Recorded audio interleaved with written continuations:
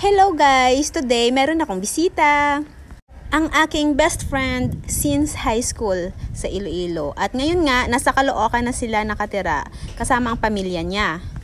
At sobrang happy ako nung tumawag siya na pupuntahan daw niya ako dito sa Binangonan, Rizal. Kaya maaga pa lang, lumabas na ako at naghanap ng pwedeng lutuin para sa lunch namin. Kasi dito nga sila magla-lunch sa bahay.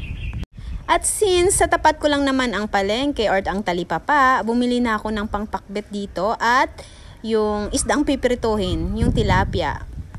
At habang naghihintay sa kanila, kasi nga on the way na sila, eto, nag-video muna ako kay ate dito sa talipapa habang nililinisan itong tilapia na pipirituhin ko. Hi sa'yo ate, shout out sa'yo. Bagong bukas lang itong tindahan dito sa tapat ko at close agad kami ni ate, nakakatuwa lang. At ayan na nga, dumating na nga sila at natuntun din nila ang lugar ko. Ayan na, nakamotor lang sila guys, from Caloocan lang sila. So, ayan, nakakatuwa guys kahit na sobrang layo. Ang layo ng lugar ko, tinutuntun pa rin ako at pinupuntahan pa rin ako ng mga friends ko. Ayan, mag-asawa sila pumunta dito. Siya nga pala si Nonoy Des, ang aking pinaka-best friend since high school. Ayan. Ay, may dumating si ano nga. So, magluluto nga kami dyan guys ng pinakbet at pritong isda para sa lunch namin.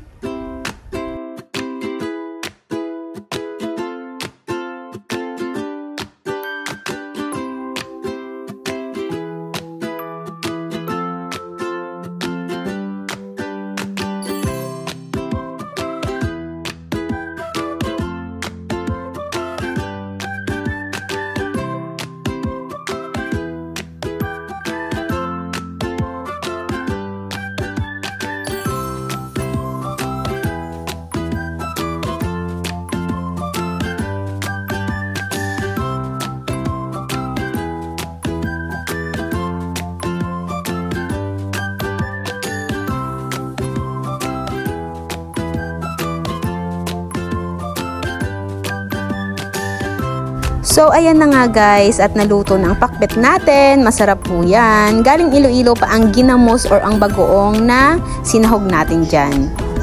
At next, magpiprito na tayo ng isda.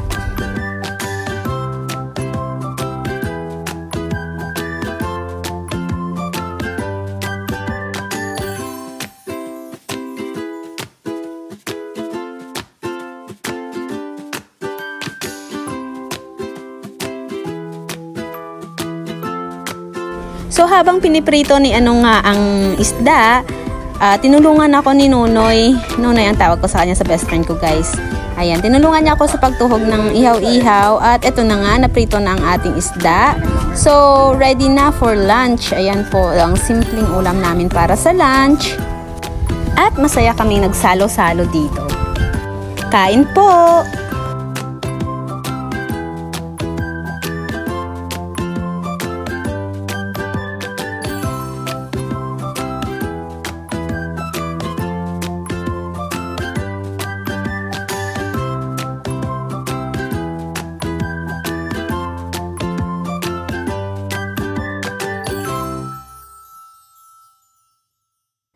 So, nung hapon na pagkatapos naming magbanding at magchika-chika, umuwi na rin sila guys. So, thank you Noy sa pagpunta. Ingat!